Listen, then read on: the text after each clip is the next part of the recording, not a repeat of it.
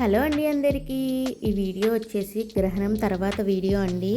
మనం గ్రహణం తర్వాత క్లీనింగ్ చేసుకొని వంట చేసుకోవాలి కదండి, అదంతా కూడా మనం చూసేద్దాము. ముందుగా గ్రహణం ముందే మా బాబు పడుకుని నిద్ర లేచేశాడు. పెద్ద బాబు కొంచెం హోంవర్క్ ఉంటే రాయిపిస్తున్నాను.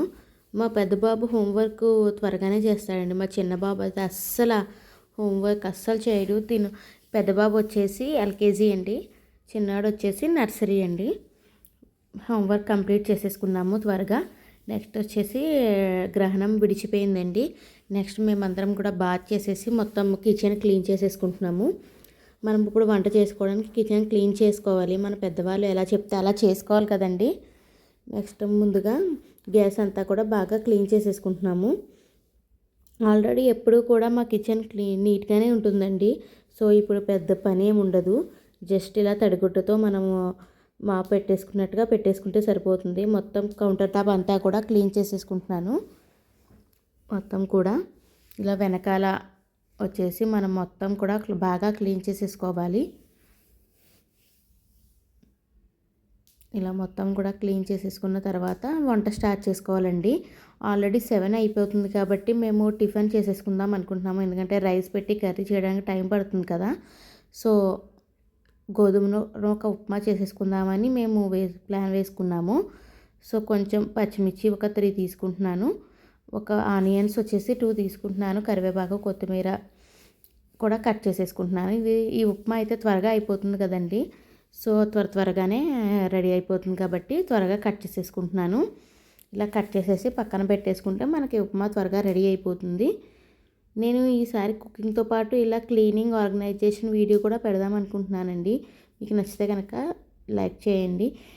ఇక్కడ అల్లం కూడా నేను మర్చిపోయాను, తర్వాత గుర్తొచ్చింది. అల్లం కూడా 1 ఇంచు కట్ చేసుకుంటున్నాను. ఇక్కడ ఎర్నోకి వచ్చేసి 1 గ్లాస్ తీసుకుంటున్నాను. ఎర్నోక్ అంటే గోధుమ రవ్వ అండి. 1 గ్లాస్ తీసుకుంటున్నాను. తీసేసుకొని ఇది కూడా పక్కన పెట్టేసి మనం ఉప్మా రెడీ చేసేసుకోవడమే. ప్యాన్ పెట్టేసి ప్యాన్ హీట్ అయ్యాక ఆయిల్ వేసుకుందాము. ఒక 3 స్పూన్స్ అయితే సరిపోతుంది. చూసారు కదండి, ఈ పోపుల డబ్బా ఎంత బాగుందో కదండి, క్యూట్గా. ఇది మా అమ్మ వాళ్ళ ఇంటి నుంచి తెచ్చేసుకున్నాను నేను. మా అమ్మ వాళ్ళకి ఎవరో గిఫ్టింగ్గా ఇచ్చారు. నాకు నచ్చి నేను తెచ్చుకున్నాను. ఇక్కడ పోపులన్నీ వేసుకున్నాను. ఇందులోకి ఆయిల్ హీట్ అయిన తర్వాత పల్లీలు వేసుకుందాము. ఒక 3 స్పూన్స్ అట్లా. కొంచెం శనగపప్పు, కొంచెం మినపప్పు కూడా వేసుకుందాం. కొంచెం ఆవాలు, జీలకర్ర కూడా యాడ్ చేసేసి ఫ్రై చేసుకుందాము. ఇవి కలర్ చేంజ్ అయ్యే వరకు కూడా ఫ్రై చేసుకోవాలి. త్వరగానే వేగిపోతుందండి ఈ పోపులు. ఇలా వేగిన తర్వాత అల్లము, పచ్చిమిర్చి, కరివేపాకు, కొత్తిమీర కూడా వేసేసుకుందాం. ఇవి 1 నిమిషం వేగిన తర్వాత ఆనియన్స్ కూడా యాడ్ చేసేసుకోవడమే. ఇవి వేసిన వెంటనే చిటపటమంటాయి, కొంచెం చూసుకోవాలి. ఇలా వేసేసుకున్న తర్వాత ఆనియన్స్ని కూడా కట్ చేసి వేసేసుకుందాము.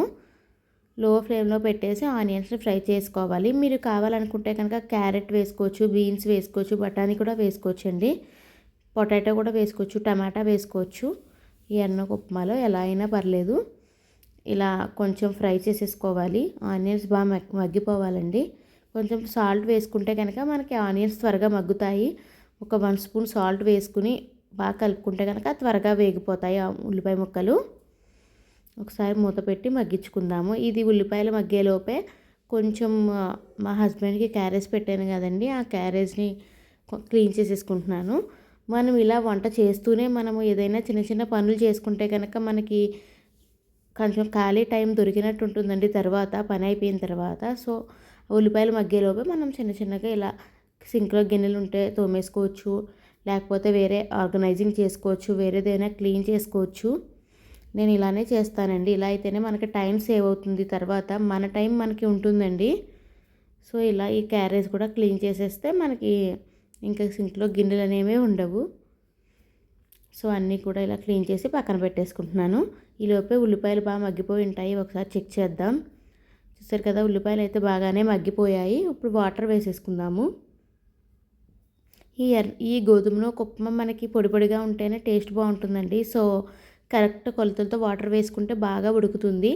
1 గ్లాసు రవ్వకి 2 గ్లాసులు వాటర్ అయితే సరిపోతుంది. సో చూసారు కదా, 2 గ్లాసులు వేసేసి ఒకసారి సాల్ట్ చెక్ చేసేసుకుని మీడియం ఫ్లేమ్లో పెట్టి మరిగించాలి ఈ వాటర్ని. ఈ ఎసర్లా మరగాలండి బాగా. సో ఒకసారి సాల్ట్ చెక్ చేసేసుకుని మనము చూసారు కదా, బాగా మరిగిపోతుంది. ఇలా మరిగినప్పుడే లో ఫ్లేమ్లో పెట్టేసి నూకనంతా కూడా వేసేసుకోవాలి. ఇలా కలుపుకుంటూ ఇలా మొత్తం నూక వేసేసిన తర్వాత ఒకసారి ఇట్లా బాగా కలిపేసి మనం మూత పెట్టేసి లో ఫ్లేమ్లో పెట్టి వదిలేయాలి. అలా అయితేనే మనకి బాగా రవ్వలా ఉడుకుతుందండి. సో మూత పెట్టి ఒక 6 to 7 మినిట్స్కే చూసారు కదా ఇట్లా పొడిగా రెడీ అయిపోతుంది. ఈ గోధుమ రవ్వ అనేది ఇలా పొడిగా ఉంటేనే బాగుంటుందండి. ఇలా ఒకసారి బాగా మాకు ఇలా కొంచెం అడుగంటితే మాకు నచ్చుతుంది, మా ఇంట్లో ఇలా తింటారు. సో కొంచెం అడుగంటేలా చేశాను నేను. ఇలా ఒకసారి బాగా కలిపేసి సర్వ్ చేసేసుకోవడమేనండి. మేమైతే మాత్రం ఇలా టిఫిన్ వేసుకొని కంప్లీట్ చేసేసాం ఫుడ్ అనేది. ఇవి మిగిలిన గిన్నెలు ఉంటాయి కదండి వంటవి, అవి కూడా బాగా ఒకసారి క్లీన్ చేసేసుకుంటున్నాను. నాకు పనమ్మాయి అది ఎవరు లేరండి, నేనే చేసుకుంటాను. నాకు చేసుకోవడమే ఇష్టమండి. ఎందుకంటే మళ్ళీ పనమ్మాయి వచ్చిన దగ్గర నుంచి గిన్నెలన్నీ పక్కన పెట్టాలి, అదంతా చాలా తతంగం అవుతుంది కదా. సో నేనే అప్పుడప్పుడు క్లీన్ చేసుకుంటూ ఉంటాను. నాకు ఎలా ఇబ్బంది ఏం లేదండి. ఇలా ఒకసారి అన్నీ కూడా బాగా క్లీన్ చేసేసుకోవడమే. మీకు ఈ వీడియో నచ్చితే కనుక లైక్ చేసి షేర్ చేసి సబ్స్క్రైబ్ చేయండి ఫ్రెండ్స్. ఇలా మొత్తం అన్నీ క్లీన్ చేశాక నేను గిన్నెల బుట్టలోకి పెట్టేసుకుంటున్నాను. ఈ బుట్ట వచ్చేసి నేను మార్కెట్లో తీసుకున్నానండి, 100 రూపీస్. ఒక 2 years అవుతుంది. నాకు ఇలా అయితే ఇది గిన్నెలు సరిపోతాయండి. మీరు అనుకోవచ్చు స్టీల్ది తీసుకోవచ్చు కదా అని, ఏదైనా ఒకటే కదండి. ఇలా మొత్తం అన్నీ కూడా సర్దేసుకున్న తర్వాత పక్కన పెట్టేసి కిచెన్ క్లీన్ చేసేసుకుని మేము కిందకి వాకింగ్కి వెళ్ళామండి.